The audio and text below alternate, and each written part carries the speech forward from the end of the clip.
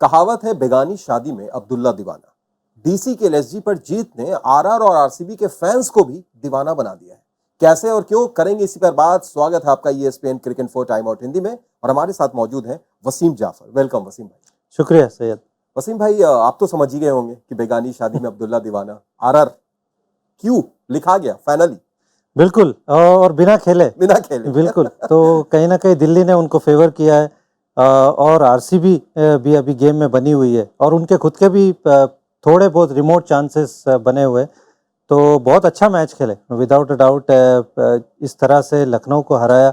पहले ऐसे लग रहा था कि शायद उतना बड़ा स्कोर नहीं बनेगा, लेकिन वो ट्रिस्टन स्टब्स की पारी, वो शुरुआत में अभिषेक पोरेल की पारी, फ्रेजर मक्गर्क के आउट होने के बाद में एक अच्छा स्कोर बनाकर दिया। और उसके बाद में ईशांत शर्मा ने जिस तरह से गेंदबाजी की, लखनऊ ने जिस तरह से बल्लेबाजी में गड़बड़ की, वरना ये मैच आसानी से शायद जीत जाते। और उनके लिए यही था कि पहले मैच जीतने के लिए देखते, फिर अपना नेट रन रेट ठीक करने के लिए देखते। बट ऐसे लगा कि थोड़ा 10 ओवर में ही मैच ख़त्म करने की कोशिश कर रहे थे। तो कहीं ना कहीं उनकी स्ट्रैटेजी से बहुत सरप्राइज़ हुआ मैं।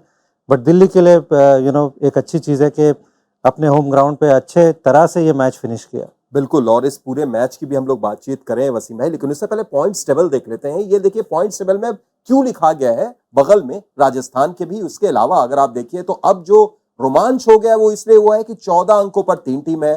चेन्नई भी है, हैदराबाद भी है, अब दिल्ली भी पहुंच गई है और बेंगलुरु भी पहुंच सकती है, लखनऊ भी पहुंच सकती है। यानी वसीम भाई पूरे तरीके से ये जो ड्रामा है वो एक्शन पैक ड्रामा चल रहा है। वसीम भाई, तो एक 18 और आरसीबी और 18 तो वो आप जानते ही होंगे, लेकिन एक 18 का खेल भी चल रहा है और वो 18 सब कुछ मुमकिन हो गया तो बेंगलुरु प्लेऑफ में भी पहुंच जाएगी। क्या है वो 18? बहुत मुश्किल आपने गूगली मारी है, आप ही बताइए इसका जवाब। देखिए, एक तो वही विराट कोहली जो सब जान रहे होंगे और दर्शक भी समझ रहे होंगे। इसके अलावा 18 मई को मुकाबला है।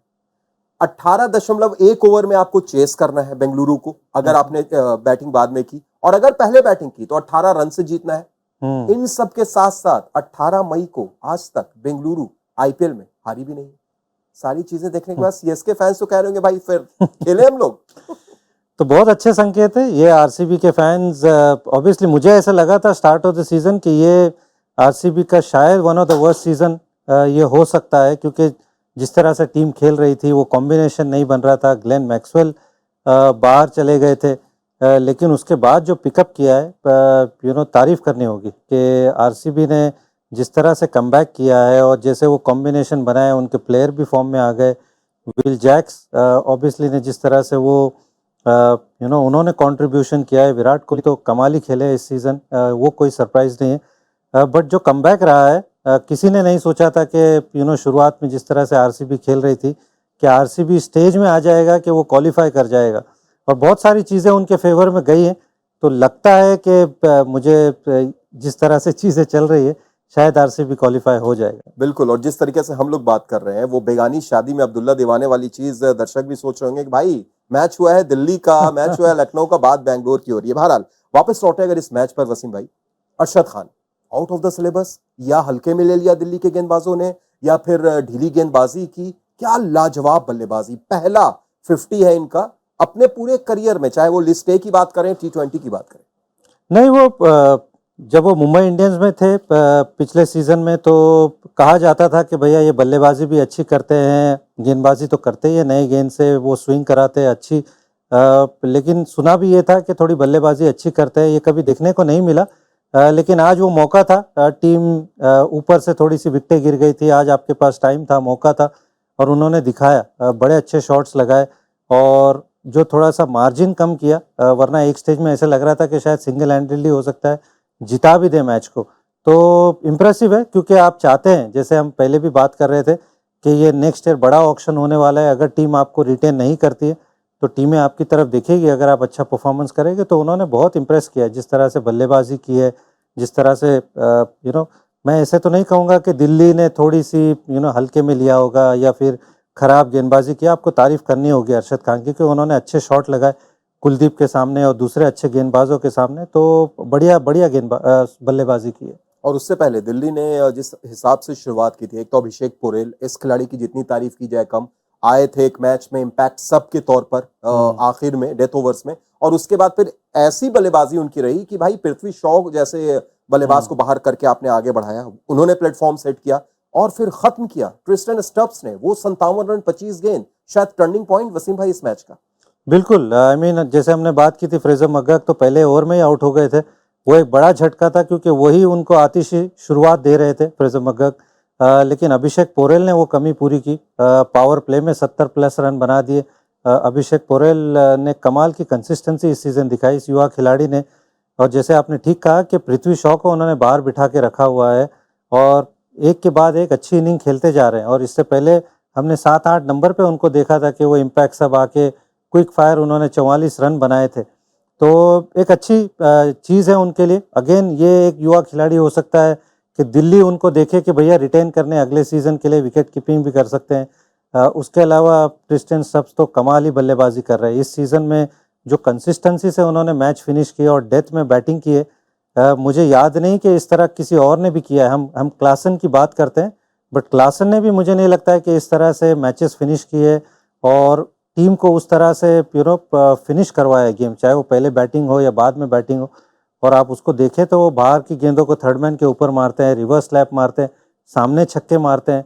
तो इस बल्लेबाज ने बहुत इम्प्रेस किया है। पहला सीज़न फुल सीज़न उनको खेलने का मौका मिला है। और अगेन मैं वही कहूँगा कि दिल्ली की नज़र इन पे होगी कि भैया इनको होल्ड करें, इनको रिटेन करें फ्रेजर मग्गक के साथ, क्योंकि ये कमाल के खिलाड़ी है। और वसीम भाई 24 में हम लोग बहुत नई नई चीज देख रहे हैं। क्या आपने सोचा था कि Ishant Sharma player of the match होंगे आईपीएल में? 3 विकेट, लाजवाब गेंदबाजी। नहीं बिल्कुल, और कमाल की उनकी परफॉर्मेंस रही है। वो जिस तरह से अपने आप को मोटिवेट रखा है, उन्होंने 100 टेस्ट मैचेस खेले हुए हैं, अब बहुत ज़्यादा फर्स्ट क्लास मैचेस नहीं खेलते हैं।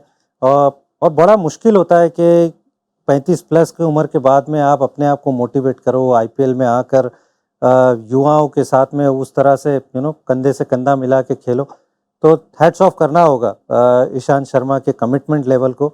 और पिछले मैच में विराट कोहली को आउट किया तो बड़ी बड़ी विकेटें निकाली, आज भी केएल राहुल को आउट किया अपने पहले ही ओवर में, फिर क्विंटन डिकॉक को आउट किया, हुडा को आउट किया। तो कोई सरप्राइज़ नहीं कि वो इस मैच के मैन ऑफ द मैच है। और उन्होंने जो अपनी स्किल्स को इम्प्रूव किया, क्योंकि शुरुआत में ऐसे था कि भैया उनके पास टैग लगा हुआ था कि भैया ये 4 डे के बॉलर है, 5 डे के बॉलर हैं, टेस्ट मैच बॉलर हैं। और T20 में लोग इतना उन पर ट्रस्ट नहीं दिखाते थे, कई बार अनसोल्ड भी गए हुए हैं। तो उस तरह से जो अपने लेट करियर में आके अपने आप को री इन्वेंट किया उन्होंने, और अब जिस तरह से गेंदबाजी कर रहे हैं, नए बॉल से दोनों तरफ बॉल स्विंग कराया, बीच में भी ओवर कराते हैं, कई बार डेथ में भी अच्छी गेंदबाजी कराई है। तो ये इतना आसान नहीं है। तो मेरे लिए तो कमाल परफॉर्मेंस।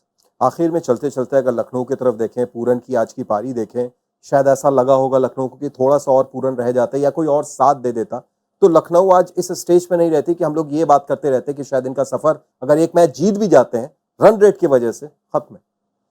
जी हाँ, मैं थोड़ा सा, हमने शुरू में भी बात की थी कि उनके बैटिंग अप्रोच से मैं सरप्राइज था, क्योंकि ऐसे लगा कि भैया वो 10-12 ओवर में ये रन चेस करना चाहते हैं। क्योंकि केएल राहुल भी आकर शुरुआत में बिना टाइम लिए हुए बड़ा शॉट लगा दिया, वो पहली बार थोड़ा सा मिस टाइम हुआ, उसके बाद आउट हो गए।